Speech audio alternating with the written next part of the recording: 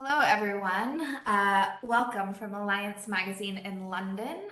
Welcome to today's event, which we are hosting in partnership with the Asia Philanthropy Circle.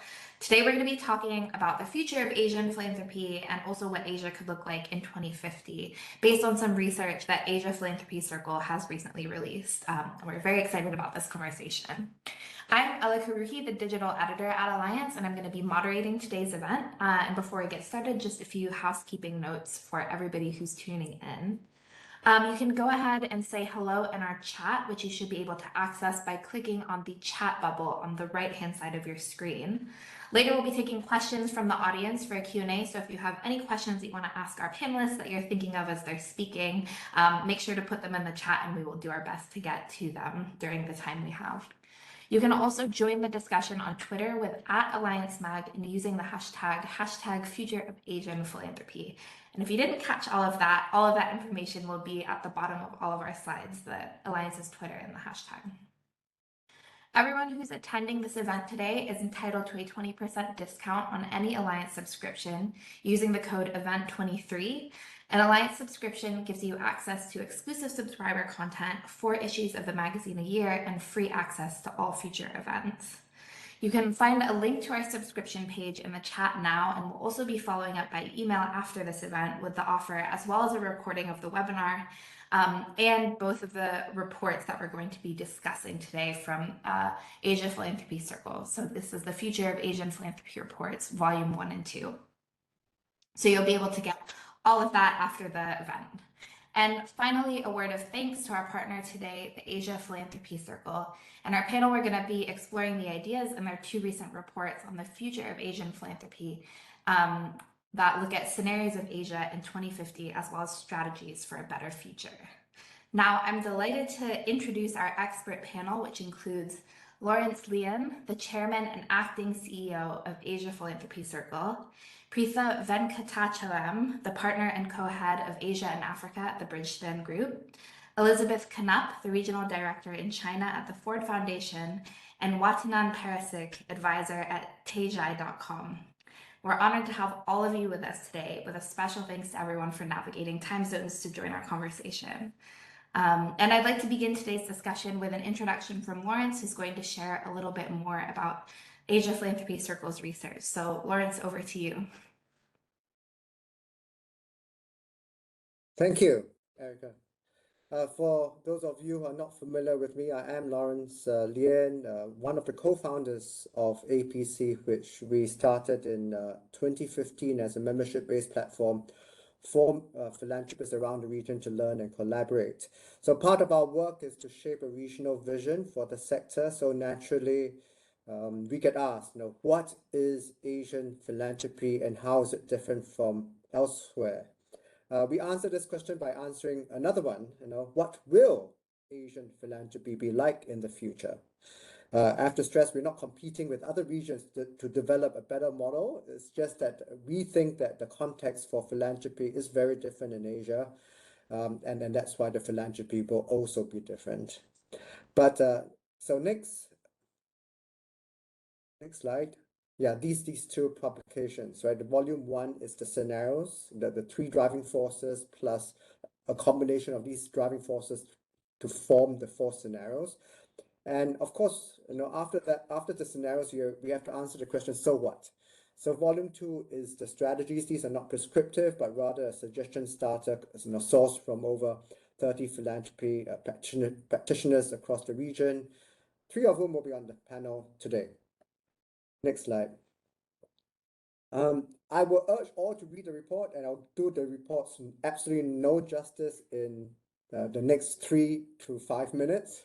But I would just run through it very quickly in a highly summarized form so that you have a bit of context, for the discussion later. What are driving forces? Well, these are the most impactful and highly uncertain forces that we expect will shape society's trajectory and how philanthropy functions in society. Now, these form what we call the branching points for the different scenarios. So you can imagine good, good, bad, bad, good, bad, and you get the 4 scenarios, right? So how do we get these driving forces? Well, a lot of research. We did a systems match. We tested with wise people, and these 3 just that pop up on screen now what a lot of arrows in our systems might go into them, and a lot come out of them. So they have become our driving forces. The first one is the state's perception of its role, which is how the state might view itself as one of the several stakeholders in society's development, and whether it will adopt a participatory approach to governing. On the other hand, that the state might assert itself as a dominant force in society and be the sole decision maker. Driving force two, societal attitudes towards wealth inequality. So society might be critical of existing gaps and adopt transformative society-wide measures in the form of progressive taxes, for example. On the other hand, society might view inequality as unavoidable and unsolvable, resulting in increased concentration of wealth and power. And the third driving force is the extent of cooperation across society. So cooperation might flourish between different parts of society due to high trust and open sharing with one another. On the other hand, cooperation might absolutely break down between groups as information is withheld and protected. So with these three branching points, next slide, we develop four scenarios. So one is Asia Inc.'s two, bossy state, three, landmine, four, social renaissance. I'll go through them very quickly again. Asia Inc., in this scenario, power rests primarily with businesses and mega conglomerates dominating all facets of everyday life.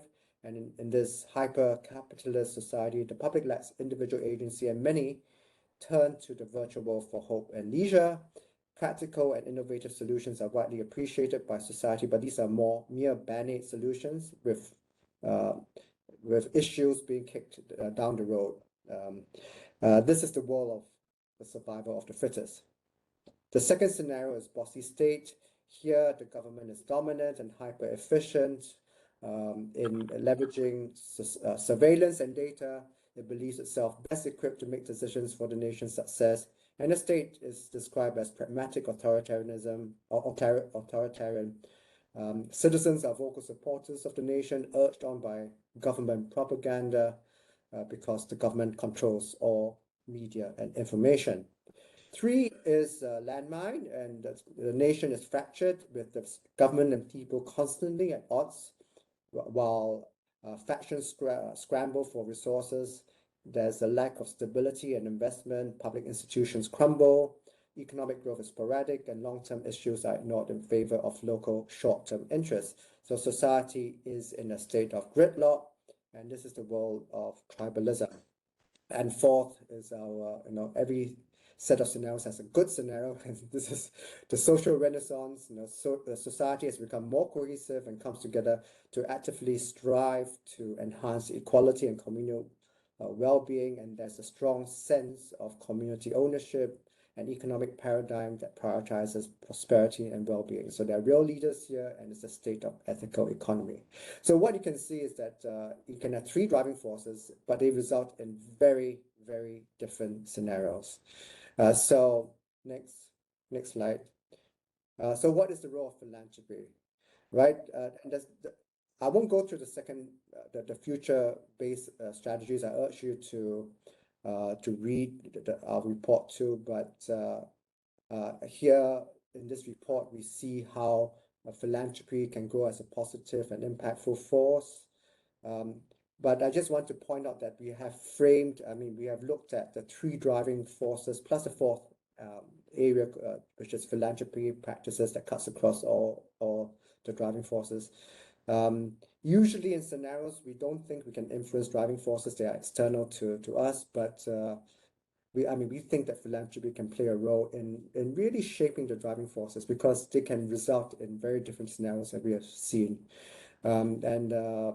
And so let me just emphasize, as you read, as you engage with the panelists and read the two reports, that these are just thought pieces. We need a lot more convening, more people thinking about this, talking about this, and of course, more people acting on some of the recommendations. So thank you very much, and I very much look forward to the three panelists who have contributed to the report. Now I'd like to come on to our other panelists. So Watanan, next I'd like to hand the floor over to you. So you're one of the contributors to the Future of Asian Philanthropy reports. Can you share some highlights from your research and what you got out of being a part of this process? So I am going to try to give you some highlights of the research, because I just realized just before this call that this research has not been distributed to the people on this call as yet. So, and let me say, first of all, that when I participated in these sessions and the workshop, I had no idea there would be result in the intriguing format or framework that it has been presented. So thank you, Laurence, and the amazing Bradley Wu and Bridgespan for these research reports. But let me give you the highlights. First of all, in terms of the highlights and just some thoughts on the research, Laurence spoke of the three driving factors that provide the overarching arc to the research and the creation of the scenarios. As Laurence clarified in the Singapore launch of this research, these driving factors are, in the hierarchy of systems thinking, really mental models, i.e. government self-perception, society's attitudes towards inequality, and how much or how little cooperation that society is willing to engage in are all part of a framework of thinking and understanding about the world in which we live.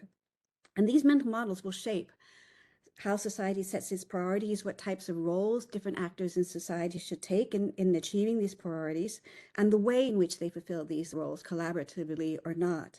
And so, from my reading of it, the recommendations that are set out in this research are all essentially directed towards influencing the evolution of these mental models over the next few decades to shape them in the way they to achieve one of the more positive rather than one of the negative scenarios that have been laid out. And these recommendations operate at two levels. There are recommendations that have as a direct objective or outcome the influencing of one of the driving factors, i.e. funding educational or training programs for government officials. On the other hand, there are also essentially strategic choices that can be taken by philanthropists in the execution of their normal philanthropic programs in their fields of interest, e.g. education or environment or healthcare. How the types of choices they make can affect these driving factors. For example, in the engaging in collaborative projects with government on areas of interest, of common interest. Overall, the thematic as well as the specific recommendations create a roadmap for a new mental model for philanthropists in the Asian philanthropists in the 21st century. So this is all about the influencing of how we see and how we interact with the world. Under the thematic recommendations that Laurence has laid out, the philanthropists, the recommendations are organized by the driving factors and also by the role, and also classified by the types of roles that philanthropists can take. And the four roles are as educators, conveners, advocates, and innovators. Though I think there's been an attempt to balance the number of recommendations under each type of role, it should be no surprise that there are a larger number of recommendations under the role of educator and convener, given the stage of evolution of the philanthropic and social sector in Asia, as well as the named problem of a trust deficit in Asia between the different sectors of society, a deficit that seems to be growing rather than shrinking, according to recent surveys. So recommendations related to education appear several times across all of the different driving factors, and recognizing among them the need to educate government officials, as well as new generations of talent in both the social sector and new generation of philanthropists. There are a lot of suggestions for educating the next gen philanthropists. I don't know whether they've given up on this generation or not. It would be interesting how these recommendations actually differ in Asia from other parts of the world. Whether education and convening recommendations are as prevalent. I suspect that they may not be. And other ways in which recommendations may differ in focus or in emphasis is in the the prominent role that collaborating with government plays. As you can see, it is identified collaborating with government is one of the first set of recommendations that appears. Now, there are a number of reasons that could be cited to possibly explain for this. One is perhaps in-country specific factors. There's a lack of institutional capacity in many of the less advanced economies in the region. Another may be the multiple roles that government plays in most of our countries and societies. They act as policy makers, regulators, operators, as well as service providers.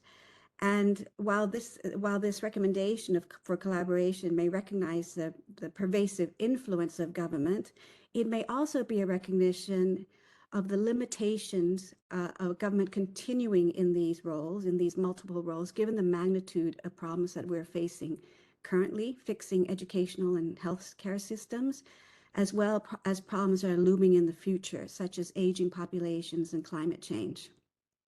So there are many projects and programs now around the region where philanthropists have chosen collaboration with governments. And in the workshops that we had, one of the key topics of discussion were PPPs, private-public partnerships. Perhaps to counter the prominence of government, other themes that run throughout the research recommendations are: one, the necessity for independent institutions. These include independent media needed to amplify the voices of the overlooked and to provide alternative narratives about society. The necessity for independent platforms for collaboration, and the necessity of independent research institutions. Interestingly enough, this seems to be a view that even government supports. In the Singapore launch, I was sitting at a table with a member, with a representative from one of the Singapore government associations, and they picked this as one of their two top recommendations that they would like to see be enacted. The support for research itself is a common recommendation across all three driving factors, whether to establish standards and benchmarks or to provide a stronger evidence base for the impact of inequality, and also research on the process of collaboration and the practice of philanthropy itself. In the realm of advocacy, there's a continuing mention of the need to highlight overlooked voices and to amplify their voices, a concern that likely is echoed in other parts of the world. Last but by no means least, there are some intriguing recommendations in the realm of innovation. Under the recommendations to attitudes, wealth, and equality, and this is interesting, so I'm just going to read directly from the research or paraphrase the research. It is proposed that philanthropists should support reimagining tangible and aspirational visions of the future. And under this, it is proposed that they sponsor philosophers and thinkers with new paradigms from philosophers, as well as build a brain trust of leading thinkers to envision a better society and inspire others. So with that, I'll close and strongly recommend that you read the research reports when they are received. And I even suggest reading them a second time. I find that each time I read it, I come out with a slightly different and a slightly deeper understanding of how these factors may play out and what philanthropists can do to influence them. Thank you. Thank you so much, Wachnan. And thank you to you and also Laurence for sort of giving us an overview of what the reports cover. I'll also echo your recommendation that I think there's a lot in this research, and something that I really enjoyed as I was looking through it is that in these different scenarios of where Asia could end up in 2050, there's both sort of the analysis of the researchers, and then there's also a short story sort of about like a fictional character and what their life could look like, which I think actually really drives home. It's not just theoretical, it's actually what could the day-to-day life of a person living in some of these scenarios look like. So with that, I'm going to hand it over to Elizabeth next. So you, I think, have a good perspective as the regional director in China at the Ford Foundation. And I'd like to ask you what resonates with you from the scenarios described in the report and your involvement with this process. Thank you very much. And I first want to thank Alliance Magazine and the Asia Philanthropy Circle Bridgespan for not only this launch and this opportunity to speak with everyone, but also the process of getting here. I was involved in the process of sort of generating some of the ideas that are found in the report now. And the process was actually really engaging. It included people from a wide cross-section of geographies, different perspectives, and we did brainstorm to come up with these different driving factors and the scenarios. And so it was a very iterative, very thoughtful process. And I'll just say, I think the reports look beautiful, and they're very readable. So I do highly recommend people to read them. And I was listening to Laurence, and I remember actually, Laurence, meeting you for the first time in Beijing, probably around 2014 or 2015, as you were launching the Asia Philanthropy Circle, sort of talking about what it could be, talking about how China could be involved. And I really have a strong memory of that meeting and then subsequent meetings that we had. And so it's really hugely gratifying to sort of see where APC has come, how far it's come in the role that it's playing. And I just really wanted to acknowledge that. And a lot has happened in philanthropy in Asia in that last almost decade, and also in China in particular in that time. So I just really want to acknowledge we've come quite a long way, and really appreciate your leadership on that. Very quickly, the Ford Foundation is interesting. We are an American foundation. We consider ourselves a social justice foundation, so we're very interested in a progressive agenda of social justice. And we have offices all around the world, including 3 in Asia, 1 in China, 1 in India, and 1 in Indonesia. So we're very interested in kind of what it means to be a global foundation that's rooted in the United States, but present in other parts of the world, where philanthropy itself manifests itself differently in each of these regions where the Ford Foundation operates. And it's been a learning journey for me to understand that different regions and different societies really think about the role of philanthropy differently. And I do think that the driving factors and the scenarios that are in these reports really call some of that out. So, I mean, one of the things that really resonates with me, because of where I sit as an American in an American foundation doing philanthropy in China, is this question of the role of the government and the role of civil society and philanthropy vis-a-vis the government. And I will say that over the last decade of sort of watching the evolution of Chinese philanthropy, it is in this direction of, I wouldn't necessarily, certainly collaboration with government, but sort of working in parallel, right? Like working to support the achievement of aspirational goals that are held by a government. And I think that there are several reasons for that. And one of them is just certainly in China and many Asian countries, the government is in fact the biggest sector, right? Certainly in China, it's bigger than the private sector, it's bigger than the non-for-profit sector. So it's a very, very big actor. And people expect the government to deliver public goods and to deliver things that, for instance, in the United States, we actually expect civil society to deliver. So I think socially, culturally, historically, there's just a different expectation among people and a different expectation on behalf of the government about how all these sectors in society are going to work together to deliver positive outcomes for the people living in that society. And I've really learned a lot about how philanthropy can be very effective, but look different in different places. So for me, that was really an important factor, sort of thing that came out of this report that's very much worth reflecting on.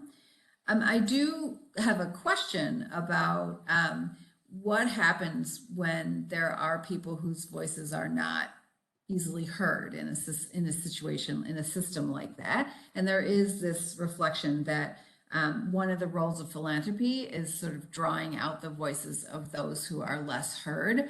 And I certainly, the Ford Foundation sort of lives by that motto. That's really what we try to do. But I would also say it's not that easy. And sometimes that might bring you in conflict with the other sort of major theme of this report, which is that you need to, we do want to be in alignment with the aspirations of the governments where the philanthropy is taking place. And I think, I think there are ways that happens, that kind of advocacy for the underrepresented does happen in a system that is dominated by the government in a different way than a place that is more dominated by civil society. But I do think it's worth keeping our eye on. And I also would just say that philanthropists by definition are elite. We have the money and we have the resources. And I think really keeping a very clear eye on the power dynamic between who has the resources and makes the decisions versus who benefits. That is also just something I pay attention to every day, is just really trying to remind myself that there is a dynamic there, and how to really elevate voices of underrepresented people in a way that really gives them the maximum agency.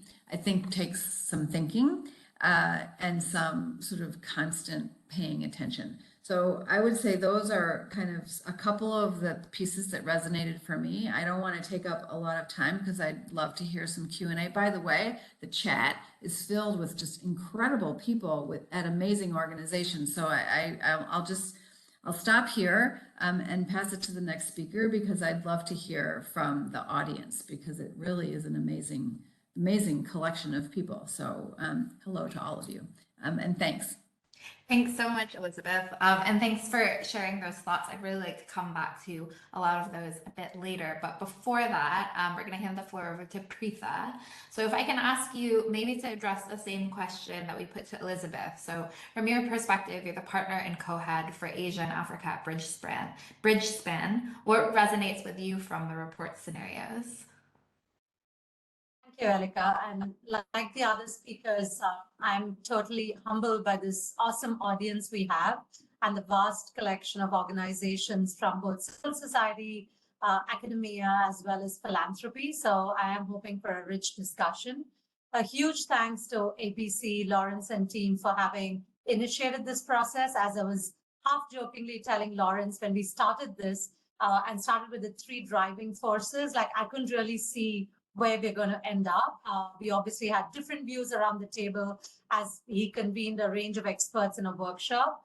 But I think just, moving through this in a very systematic way and a thought through way, and appreciating the diversity that Asia represents. It's, it's just so many different countries at different stages of development, philanthropy, government, civil society, that I think it's quite amazing that the 4 scenarios that the report talks about would resonate with almost all the contexts, but which one resonates would depend very much on both the country context as well as the individual from whose vantage point you're looking at this.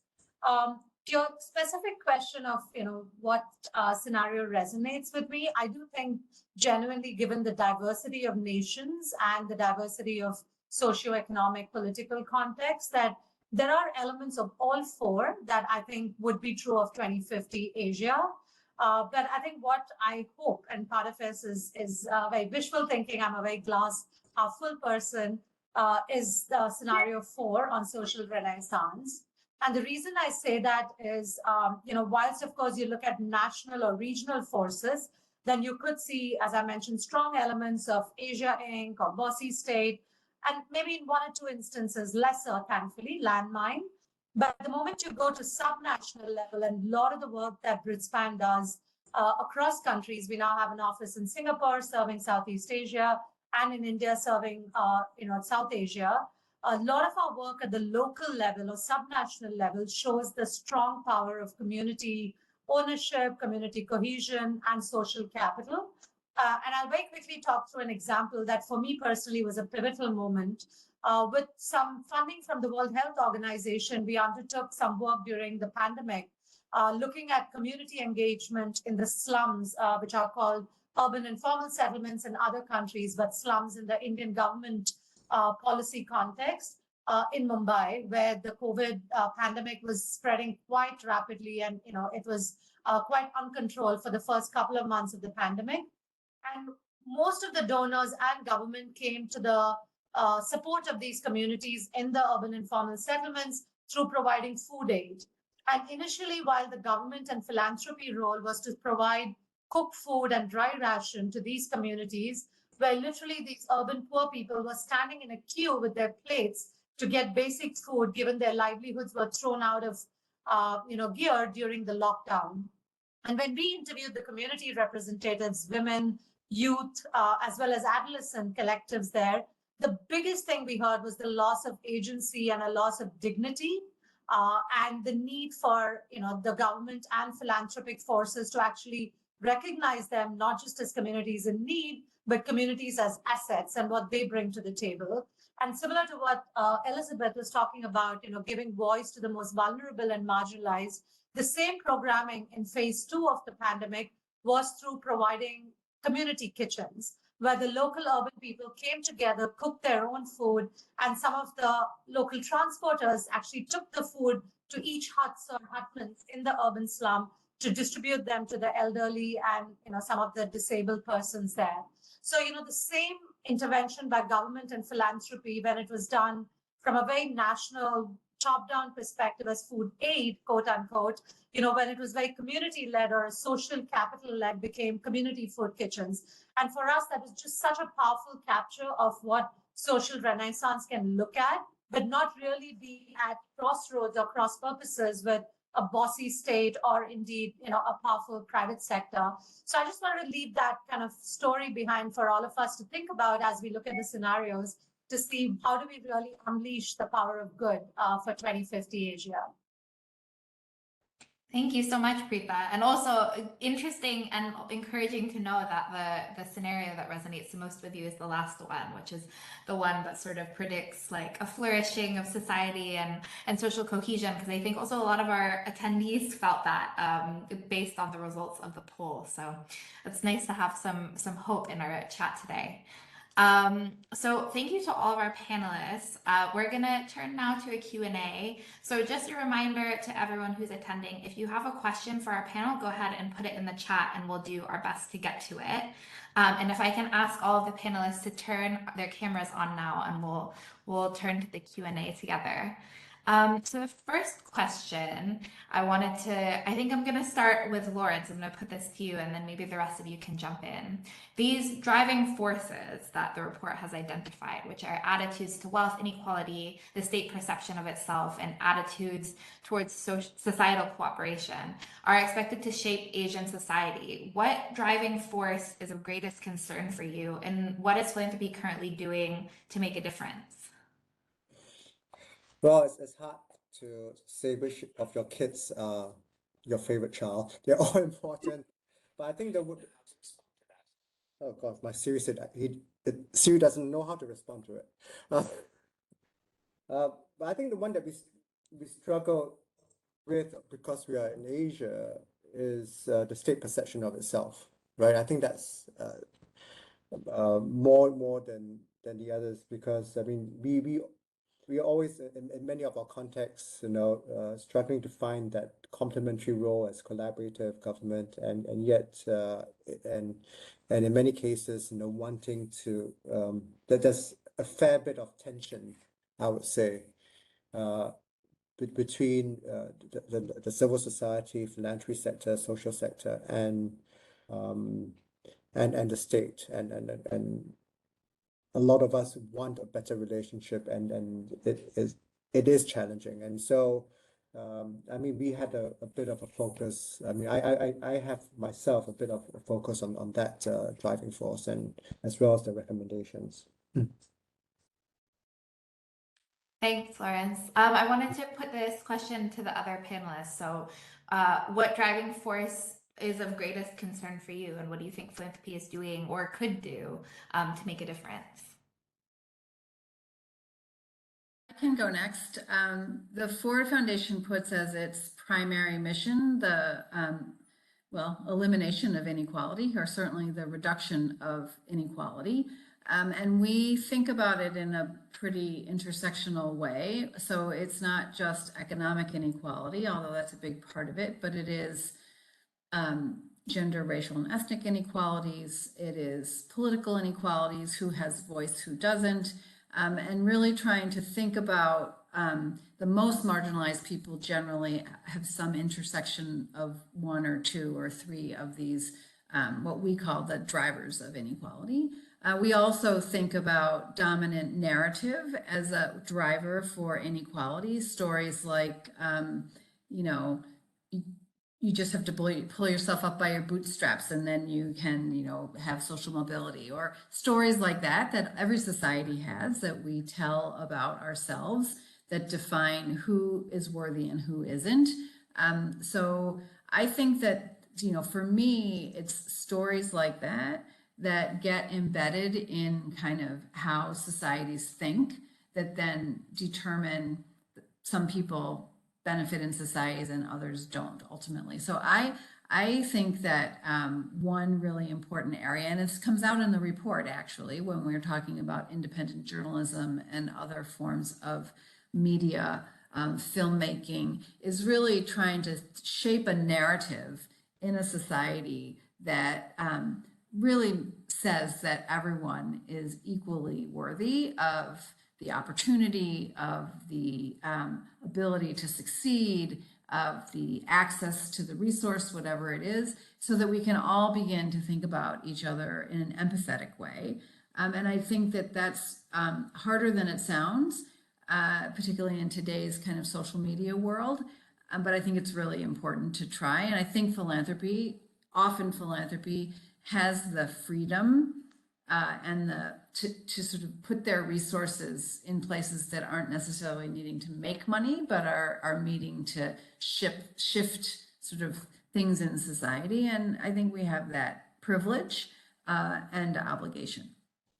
Thank you. Thanks, Elizabeth. Pritha or Wachnan, do you want to add anything to that?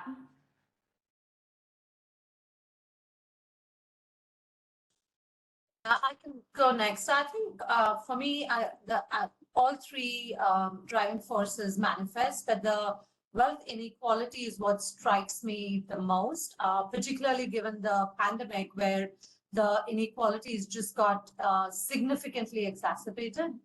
So, for example, in India, the 100 richest, their wealth grew almost 50% just over 2021 to 2020 to 2021, and despite the pandemic. So, the total wealth of the top 100 richest in India grew from just about 250 odd billion to almost 775 billion in just a year.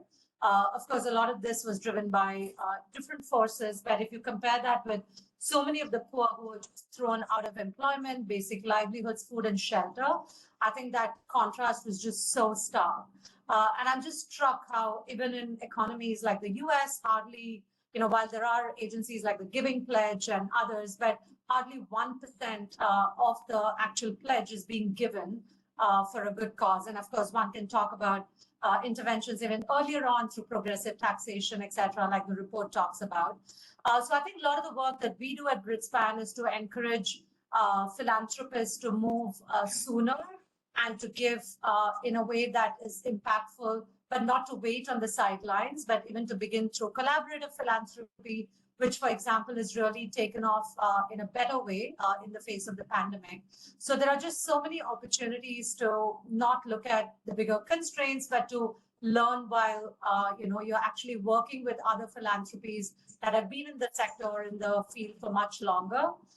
The other point I would focus on is just the tighter regulatory environment in many countries, and I can see some of that in the chat window as well, about how it has become more difficult to fund in some countries like India, China, Vietnam. So I think, how do you actually come up with more creative structures for philanthropy to play that role of risk capital and nudge government and others towards more, impactful social action?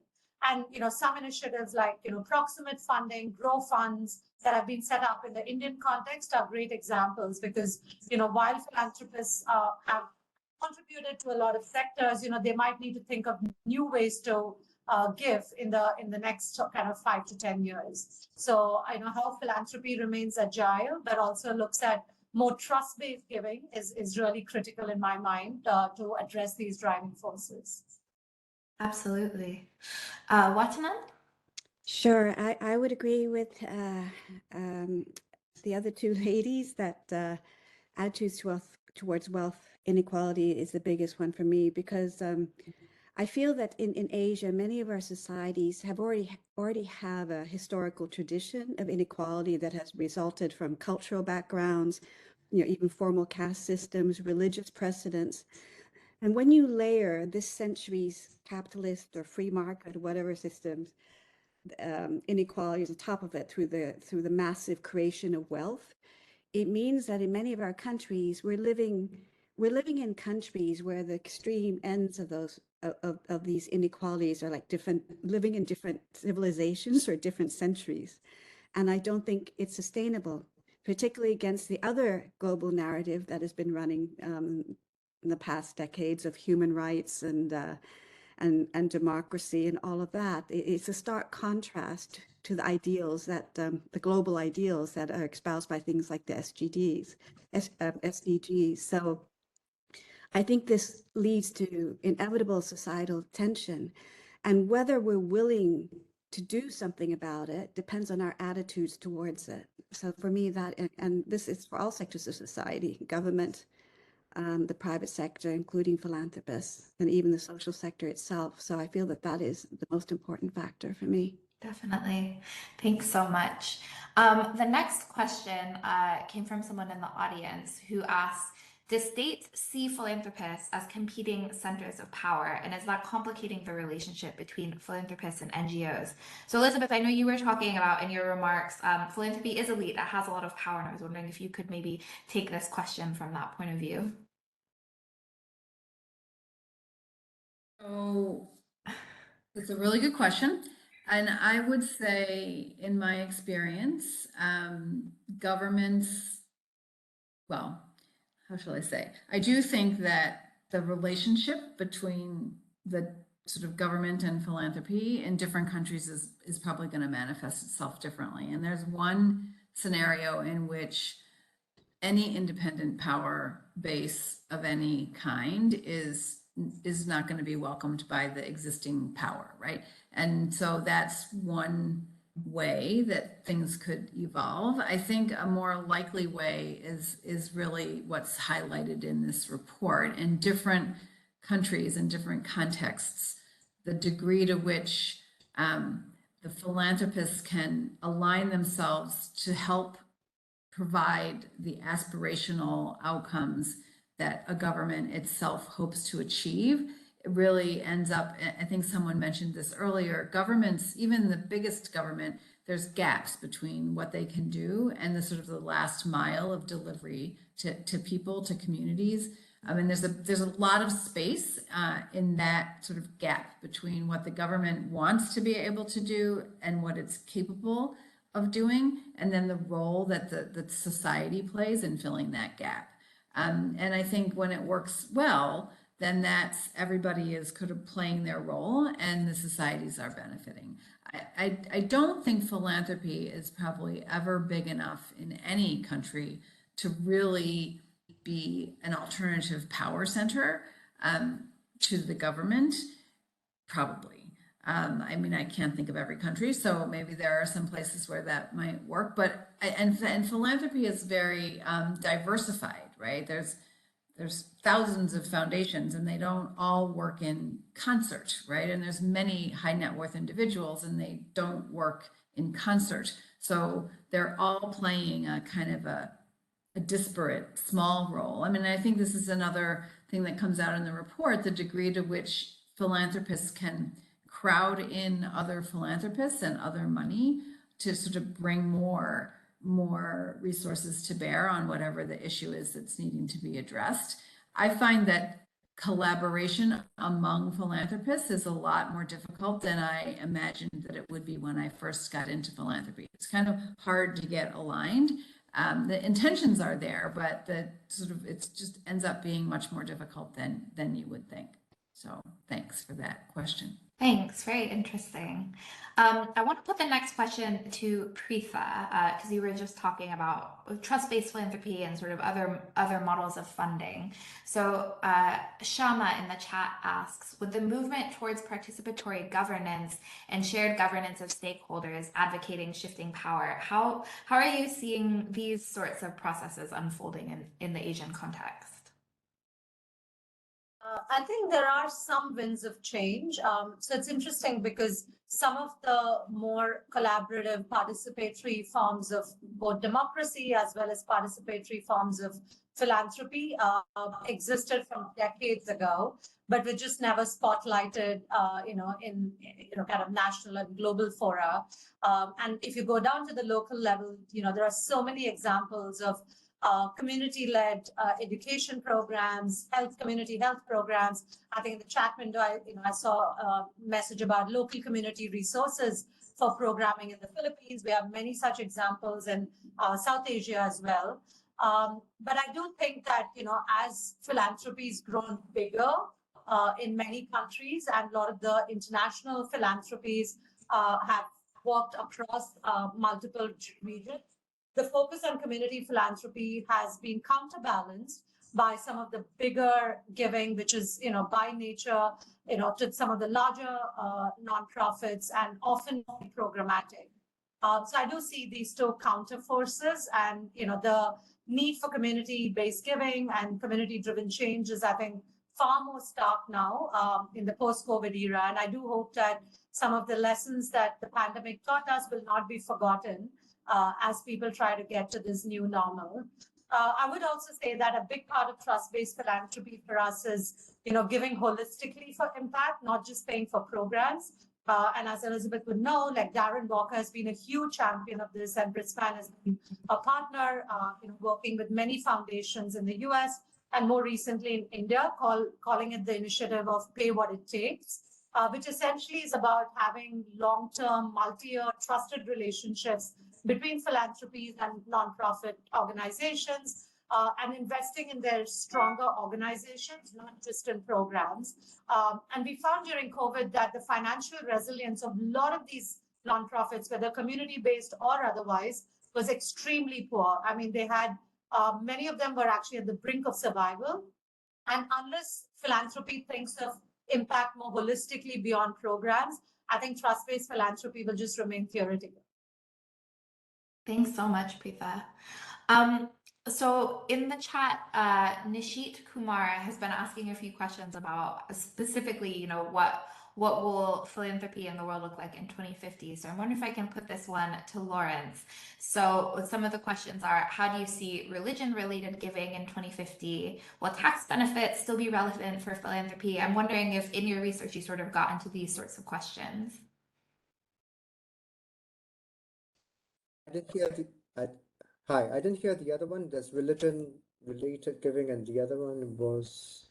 Will tax benefits still be relevant for Will philanthropy? tax benefits be relevant for philanthropy? I'll answer tax benefits first because I have more to say on that, I guess. To me, tax is never the reason for people to start philanthropy, but it does encourage people to give more, and is also a sign of signaling from government in terms of what government is encouraging. So, for example, I mean, Singapore has got some of the best tax benefits for local giving, for domestic giving. I don't think any country can top 250% tax deduction on income, for giving to specific charities in Singapore, which essentially, for high income earners, a 50% subsidy from government. But so far, and using Singapore as an example, I mean, overseas giving has not been encouraged in the same way, but hopefully that's going to change, and that's changing. And it's not that people need the benefits, but it's the signaling from government that this is something that they would like people to do, and certain people will give more if there's tax benefits, but it's rarely the reason that people will start giving. On religious giving, it is in many countries in Asia incredibly a great driver of giving is not so in some countries, particularly the post-communist states, but or the communist states rather. But in Singapore, it accounts for nearly half. It's a bit like the US of all giving, and I'm sure what I can tell you that in Thailand is the temples get a whole ton of money, as in India. But the issue is, can this be directed to, rather than just religious activities, which is to me important, but to faith, to other aspects of to address other social and environmental issue areas, and I think there is a lot of that opportunity to redirect some of the funding for those purposes. Thanks so much, Laurence. I think we just have time for maybe one more question today, so I'm going to put this one to Watanan. So there are a lot of intersecting and very serious crises in the world today, and they've maybe minimized the opportunities for philanthropy shared across borders and more collaboration. So someone in the chat is asking, are there any initiatives or partnerships or solutions for Asian countries to overcome these challenges and be more proactive in their giving? You know what? Even though you directed it to me, I'm going to redirect this to Laurence, because I think this is a subject for the Asia Community Foundation funds, which were just launched. So if you don't mind, I think Laurence is best positioned to answer this one, because he's just So you caught me out there. Can you repeat the question? I was just reading the comments and the questions on the chat and wasn't paying attention. Yeah, no problem. Well, you were just speaking actually about how maybe there's not as much cross-border giving. And someone in the chat is asking, are there initiatives, partnerships, or solutions for Asian countries to overcome these challenges, like the global crises we have, and be more proactive in their giving? Yeah. As Watanan mentioned, I just started an entity called the Asia Community Foundation, which is based in Singapore, to promote cross-border giving, but not just cross-border giving, of course, but focused on it out of Singapore. And I think the motivation is that, yes, a lot more issues are cross-border. We can't talk about dealing with emissions, CO2 emissions above Singapore and not care about emissions in Malaysia. It just doesn't make any sense whatsoever, right? And then we live in a very, very interconnected world. So I think there are a few things. One is that we should share best practices, and that flows across borders.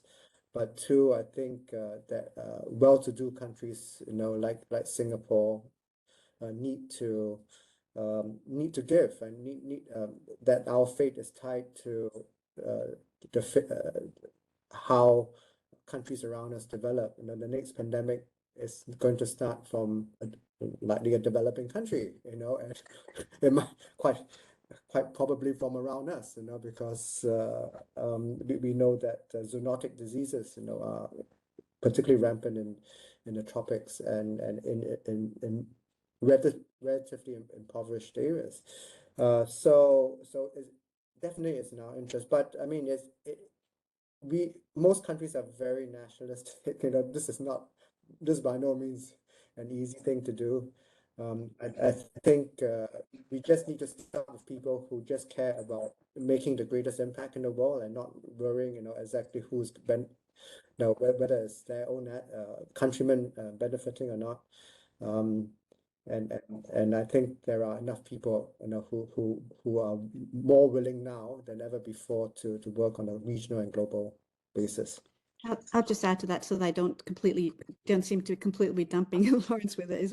I think Laurence is absolutely right. I think they're more, even though giving to date has been very, very nationalistic, we've seen this across all the countries. People tend to focus on issues in their countries. I think recent events such as pandemics and climate change are issues that, as Laurence has pointed out, affect all of us across borders. And so it's not possible to address these issues without at least sharing learnings, if not actual financial flows across countries. And in addition to financial giving, there needs to be a giving of knowledge, of technology, of best practices in philanthropy and in collaboration, government, private sector, social sector initiatives that we can all learn from. Absolutely. Thank you so much, Watanan and Laurence, and also all of you. Unfortunately, we have run out of time today. But before we go, I hope that everyone who's attended today can sort of reflect on our conversation and consider how it can inspire you in and outside of philanthropy to collaborate more closely, harmonize strategies to shape the driving forces for the better, and actively invest to build up the philanthropic and social impact ecosystem in Asia. I hope you have all enjoyed today's discussion. I know I have. If you found it helpful and engaging, don't forget to subscribe to Alliance with the code EVENT23. A subscription will get you access to everything that we do, including our most recent issue, which actually has an article from Laurence, which is getting more in depth about some of the subjects we talked about today. So I'd encourage you not to miss that. Don't worry if you have missed the offer during our event. We're going to send all of this out to you in an email shortly, which will have the discount code, as well as a recording of our conversation and a link to download both volumes of the Future of Asian Philanthropy report. So finally, I'd like to end by saying thank you to our expert panelists, Laurence, Pritha, Elizabeth, and Watanan. Thank you to Asia Philanthropy Circle, our partner on today's event. Thank you to the Alliance team, in particular our head of marketing, Amy McGoldrick, who has produced today's event. And thank you to all of you for attending and being part of the Alliance community today. Alliance's next event will be on philanthropy and the arts, and we're asking, is it time for a reset? So make sure you're signed up to our mailing list to receive an invitation to this live stream, and thank you everyone for joining us today, and see you next time.